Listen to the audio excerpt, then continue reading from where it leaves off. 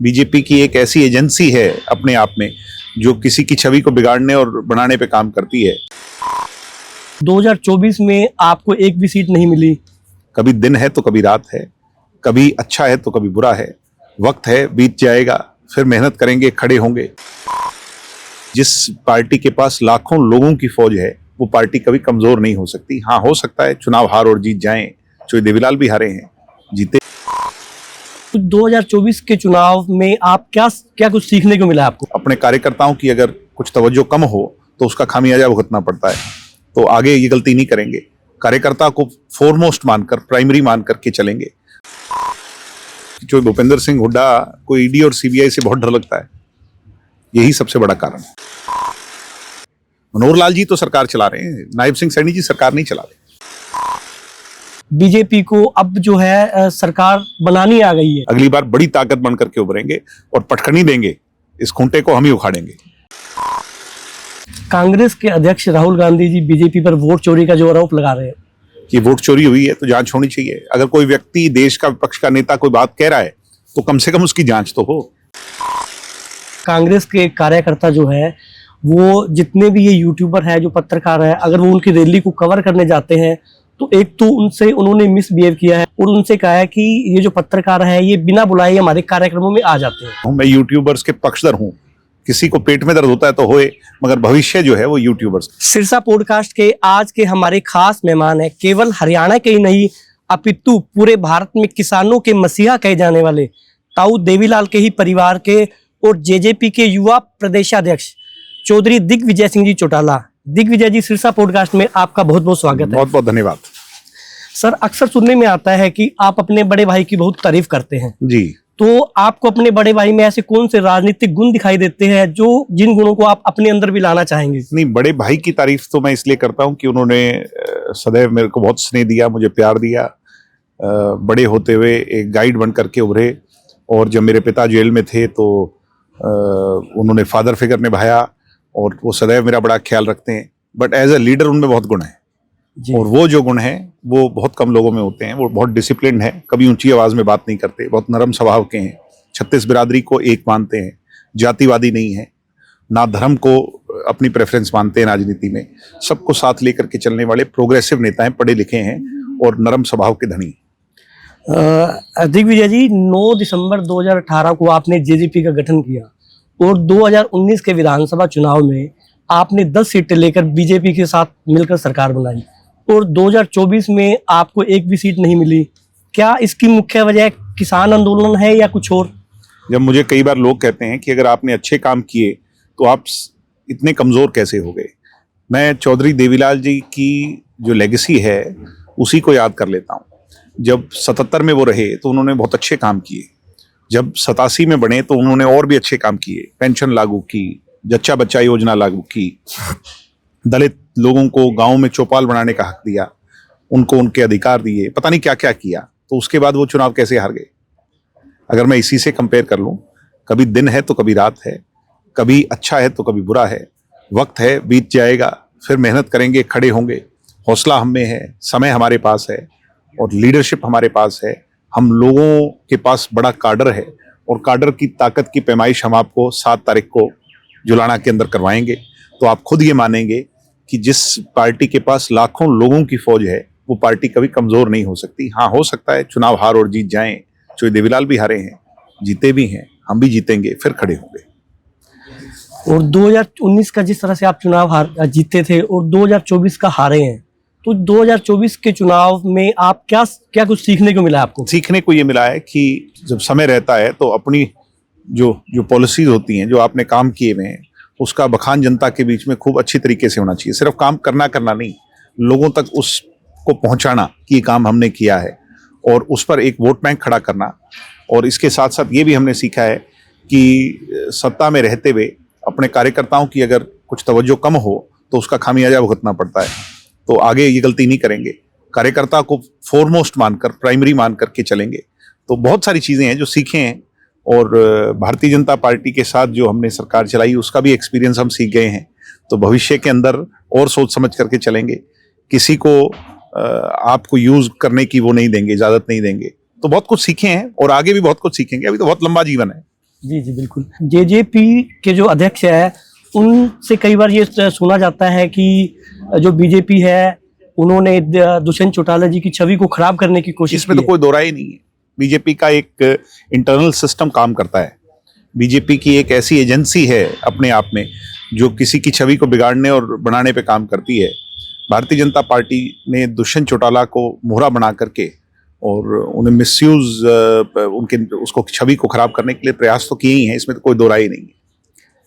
हरियाणा में इस वक्त नशे का बोलबाला है, बहुत से माँ बाप अपने जवान बच्चों को खो रहे हैं, इसमें सरकार की क्या भूमिका है? नशा सबसे बड़ी चिंता है और चिता बन करके हरियाणा को जकड़ रही है। हरियाणा का सुनहरा भविष्य खराब ना हो जाए, इसलिए नशे की रोकथाम बहुत जरूरी है। पुलिस को भी सख्त होना पड़ेगा, प्रशासन को सख्त होना पड़ेगा और समाज को बदलने के लिए राजनीतिक लोगों को भी जागरूक होना पड़ेगा। समाज को बदलने के लिए पंचायतों को और ज्यादा सख्त होना पड़ेगा। मैंने देखा है कि कुछ पंचायतों ने गांव के अंदर सख्त कदम उठाए तो उससे बहुत फर्क भी पड़ा है। तो बहुत काम करना है इस पे सिर्फ एक व्यक्ति को नहीं, as a system, as a Haryanvi, as a Haryana state हम सबको बहुत काम करने की जरूरत है, क्योंकि यही हरियाणा की पहचान है जो 60% यूथ है। अगर ये गलत दिशा में चला गया तो इसका बहुत खामियाजा पड़ेगा। 2024 में जो आप चुनाव हारे हैं, क्या आपको लगता है कि इसमें लोगों का आपके प्रति जो रुझान कम हुआ है या कोई ना कोई जेजेपी के प्रति कोई गलतफहमी रही है? ऐसा नहीं है। हमारा जो चुनाव था वो बायलैटरल चुनाव हो गया। बीजेपी को हराना या बीजेपी को जिताने का चुनाव। और जो बीजेपी को हराने में सबसे मजबूत खड़ा नजर आ रहा था वो चौधरी भूपेंद्र सिंह हुड्डा और कांग्रेस पार्टी थी। तो जितने भी हमारे कोर वोट बैंक के लोग थे, गांव देहात में बसने वाले गरीब किसान और मजदूर थे, उन लोगों ने ये ध्येय बना लिया, मन बना लिया कि इस बार जो है इस बीजेपी को हराने के लिए जो है हम कांग्रेस के साथ लामबंद हो जाते हैं, क्योंकि ये बड़ी फोर्स के तौर पर नजर आ रही है। क्या कांग्रेस की कलह बीजेपी की विजयी कारण है? ईडी और सीबीआई बीजेपी की विजय के कारण है। ईडी और सीबीआई तो देखने में आता है कि वो कहीं भी रेड डाल रहे हैं, उसके बारे में आपका क्या कहना है? मैं कह तो रहा हूं कि जो भूपेंद्र सिंह हुड्डा को ईडी और सीबीआई से बहुत डर लगता है, यही सबसे बड़ा कारण है। हरियाणा की सबसे मुख्य जो कमियां हैं वो क्या मानते हैं आप? नहीं, हरियाणा में तो कोई कमी नहीं। हरियाणा को चलाने वालों में बहुत कमियां हैं। इनमें प्रशासन पर कोई पकड़ नहीं है। ये लोग बहुत कमजोर किस्म के लोग हैं और हरियाणा के अंदर टोटल जो है वो ब्यूरोक्रेसी की छवि बहुत ज्यादा हावी है। ब्यूरोक्रेसी ही कंट्रोल कर रही है पूरे के पूरे हरियाणा। तो जेजेपी सत्ता में आते ही आप सबसे प्राथमिकता जो है हरियाणा में किन कार्यों को देंगे? सबसे बड़ा तो बेरोजगारी को, क्राइम को कम करने को, हरियाणा में महिला को सशक्त करने को, बैकवर्ड समाज के उत्थान के काम करेंगे, शेड्यूल कास्ट के लिए काम करेंगे, किसान के लिए काम करेंगे। बहुत काम करना है हमने और उसके लिए बहुत सारा काम किया भी है। जो 75% लागू किया, 50% महिला बिल लेकर के आए, 8% बैकवर्ड बिल लेकर के आए, महिला को राशन डिपो चलाने का हक दिया, 2 नए अंतर्राष्ट्रीय हवाई अड्डे लेकर के आए, मारुति की फैक्ट्री लेकर के आए, तो ये बैटरी बनाने की फैक्ट्री को सोना में स्थापित किया। बहुत काम किया और भी बहुत कुछ करना है। अक्सर मार्केट में लोगों से सुनने में देखा जाता है कि बीजेपी को अब जो है सरकार बनानी आ गई है, उसके बारे में आपका क्या कहना है? नहीं, अगली बार मजबूत पहलवान मैदान में होंगे। इस बार तो आप लोगों ने दुष्यंत जी की छवि को जो है धूमिल करने का प्रयास किया। अगली बार बड़ी ताकत बन करके उभरेंगे और पटखनी देंगे, इस खूंटे को हम ही उखाड़ेंगे। हरियाणा में देखने में आ रहा है कि मजबूत विपक्ष की कमी है। अरे विपक्ष तो है ही, हम है ही नहीं। दूसरा कांग्रेस वाला तो कोई बोलता ही नहीं, कांग्रेस की तो कोई चर्चा ही नहीं है। और दूसरे वाले लोग तो उनकी भाषा शैली ऐसी है कि लोग उनसे डरते हैं और उनके नाम पर तो गुंडाराज को एक पहचान बना दी गई है। तो इसलिए विपक्ष की भूमिका समझदारी से, कोई पढ़ा लिखा व्यक्ति हर मुद्दे को बड़ी बारीकी से कोई उठा रहा है तो दुष्यंत चौटाला है, कोई दूसरा व्यक्ति नहीं। जब आप इनेलो में इकट्ठे थे, जब हरियाणा में इनेलो की सरकार थी, सिरसा का जितना विकास इनेलो में हुआ उतना आज तक कोई भी सरकार नहीं करवा पाई। चौधरी देवीलाल जी की सदैव सोच रही कि हरियाणा का ये जो रिमोट एरिया है, सबसे कोने का एरिया है, पिछड़ापन जो है, इसको कैसे दूर किया जाए, उसके लिए चौधरी ओम प्रकाश चौटाला जी ने सदैव काम किया और हम सब लोगों ने सिरसा को बहुत आगे बढ़ाया। और भविष्य में इस बार भी जब दुष्यंत चौटाला जी डिप्टी सीएम थे तो जितना फंड उनकी महकमों का सिरसा में आया, इस बात से आप इल्म लगा सकते हैं कि इतना कभी नहीं आया। जितनी सड़कें इस बार बनी इतनी कभी नहीं बनी। मेडिकल कॉलेज आया, पता नहीं क्या क्या हुआ, गांव स्तर पर अंतर्राष्ट्रीय लेवल के स्टेडियम्स बने, ये दुष्यंत चौटाला की है। मनोहर लाल खट्टर और नायब सिंह सैनी में से सरकार चलाने में सरकार तो चला ही मनोहर लाल रहे हैं। मनोहर लाल जी तो सरकार चला रहे हैं, नायब सिंह सैनी जी सरकार नहीं चला रहे। तो उनमें बेहतर और अच्छा और बुरा बताने की कोई बात ही नहीं है। कांग्रेस के अध्यक्ष राहुल गांधी जी बीजेपी पर वोट चोरी का जो आरोप लगा रहे हैं, उसके बारे में आपका क्या कहना है? अब जांच तो होनी चाहिए, हम भी इस बात के पक्षधर हैं कि वोट चोरी हुई है तो जांच होनी चाहिए। अगर कोई व्यक्ति, देश का विपक्ष का नेता कोई बात कह रहा है तो कम से कम उसकी जांच तो हो। और ईवीएम पर भी आरोप लगते आए हैं, उसके बारे में आपका क्या कहना है? ईवीएम तो लेकर ही कांग्रेस वाले आए थे, उनको ज्यादा पता होगा कि इसमें क्या खामियां हैं। हम तो चाहते हैं कि बैलेट पेपर से चुनाव, हम इस बात के पक्षधर हैं। आप हरियाणा के युवाओं को क्या संदेश देना चाहेंगे? मैं तो यही संदेश दूंगा कि अच्छा एजुकेशन में आगे बढ़ें, स्पोर्ट्स एक्टिविटीज को अपने जीवन की शैली बनाएं, कम से कम 24 घंटे में 1 घंटा खेल के मैदान पे लगाएं। हरियाणा को आगे बढ़ाने के लिए नशे से दूरी बरतें, और हरियाणवी जो है अपनी संस्कृति को आगे बढ़ाता है, अपने कल्चर को कभी मत भूले, यही मैं कहूँगा। अभी जुलाना में आप जो है 8वां अपनी पार्टी का जेजेपी का स्थापना दिवस मनाने जा रहे हैं, उसके बारे में क्या कहना चाहिए? बड़ी धूमधाम से लाखों लोग उस दिन जुलाना में एकत्रित होंगे। आप भी आइए, और ऐसा फेस्टिवल, ऐसा त्योहार बनेगा, ऐसा धूमधाम से बनेगा कि उसकी चर्चा दूर दूर तक जाएगी।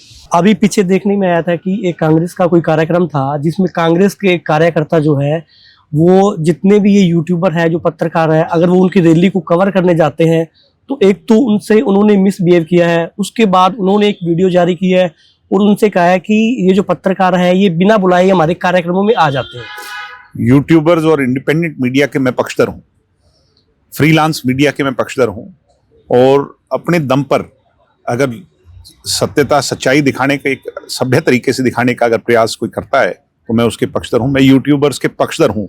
किसी को पेट में दर्द होता है तो होए, मगर भविष्य जो है वो यूट्यूबर्स का है। दिग्विजय जी, सिरसा पॉडकास्ट को अपना कीमती समय देने के लिए नाम ही इतना अच्छा है सिरसा पॉडकास्ट, तो हम क्यों नहीं आएंगे। आपका भी धन्यवाद। Thank you sir. फिर से बहुत बहुत धन्यवाद।